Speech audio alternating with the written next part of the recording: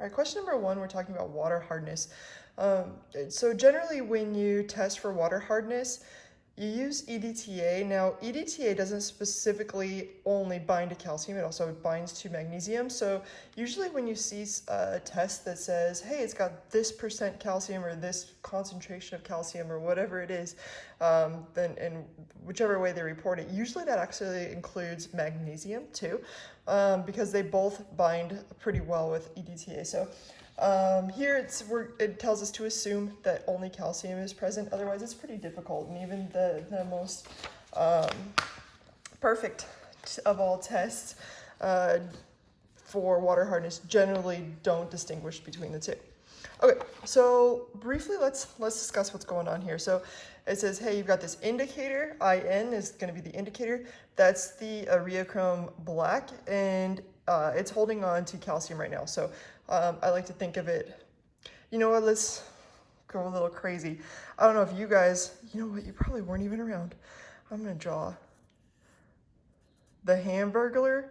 You know who I'm talking? Okay, that's a really bad picture of the Hamburglar, but because he's supposed to, let's see, he's got like this mask on and these eyes. And if you know anything about the McDonald's Hamburglar, you know that that does not look like him. That looks like a ninja, but that's cool. My kid would like it. Okay, so let's say we've got a Hamburglar and he's holding on to this calcium burger. And then you got EDTA over here. And EDTA is like, that's my burger.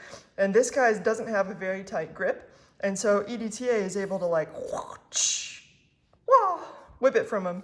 And then over here, now you've got a sad Hamburglar. I don't know why I'm drawing it the same way. I clearly did a poor job the first time. So this is a sad, let's just put a sad face on him. A sad Hamburglar with no calcium. Why? And so because he's sad, he's blue. Oh, how that worked out well. And then you have this EDTA.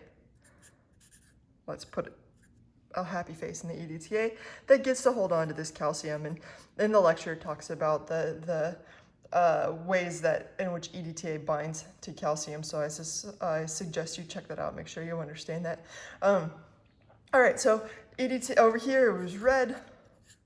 And then as soon as EDTA took calcium, the solution turned blue. All right, so the question here then is, if you got 50 milliliters of a sample, so essentially we'd have in a beaker here, we'd have 50 milliliters of just some water, and you titrate it with 0.0600 molar. I like to write mole per liter, EDTA.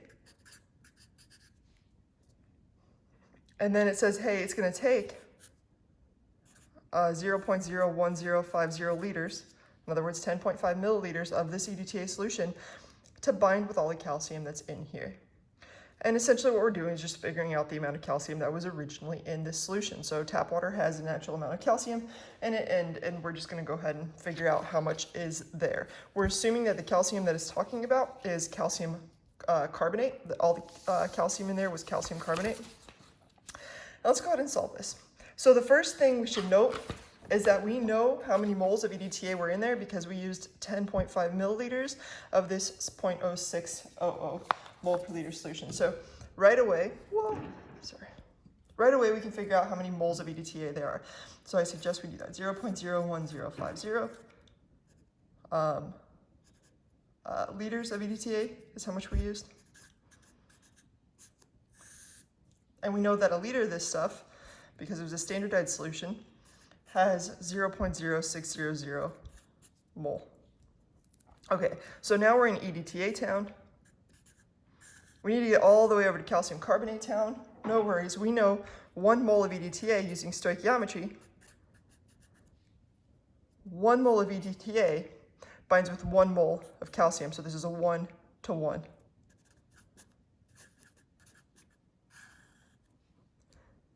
All right, and we can take it one step further, and we might as well, because it's eventually asking about calcium carbonate.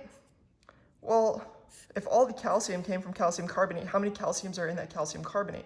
There's just one. So a mole of Ca2 plus is contained in a mole of calcium carbonate. So now we can figure out how many moles of calcium carbonate there are. Grab my calculator. 0.0105 times 0.06, and there's really no other math, it's just making sure that we convert everything over there. It happened to be 1 to 1. We get an answer of 0.00063, and it would have, this one has 4 sig figs, that has 3 sig figs, it would have 3 sig figs mole of calcium carbonate. Okay, so we know how many moles of calcium carbonate now that were in this original solution. So we knew how many were in here. We knew how many, now we know how many were in here because it was a 1 to 1. Okay, now the question is molarity though. We know that molarity is mole per liter. So if we know that there's 0.000630 moles of calcium carbonate, we know that the original volume of all that calcium carbonate was in 50 milliliters.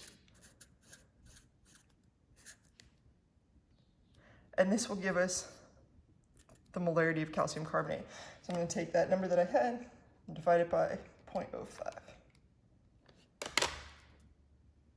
And I get an answer of 0.0126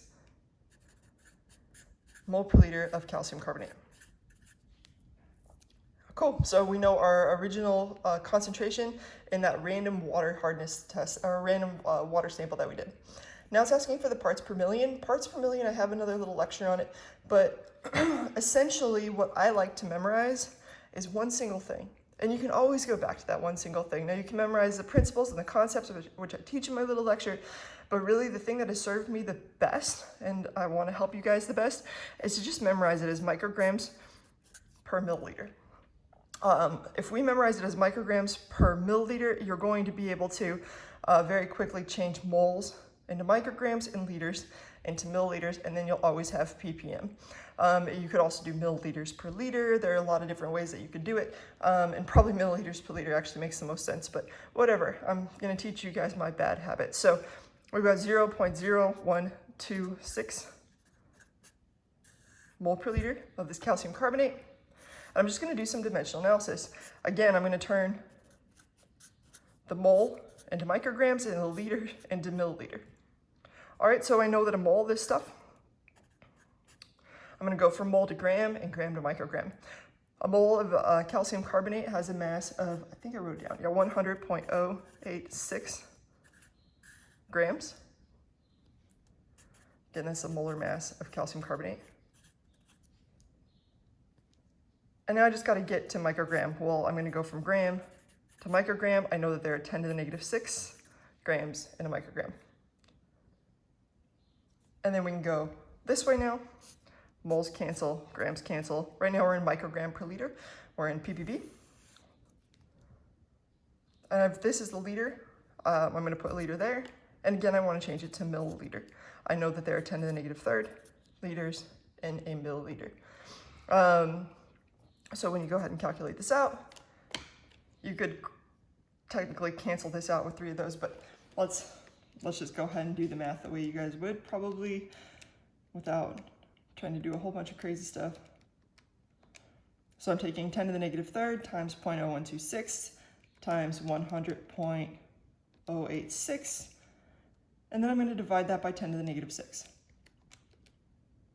And I get an answer of 1.26, 1.261 times 10 to the 2. But keep in mind, we only knew 3 sig figs of this one. So our answer ends up being, 10 to the 3rd. Our answer ends up being 1.26 times 10 to the 3rd, or 1,260 parts per million. So I hope that helps give you an idea of how to do EDTA titrations. You'll actually be doing a very similar titration in your next upcoming lab. Have a good one.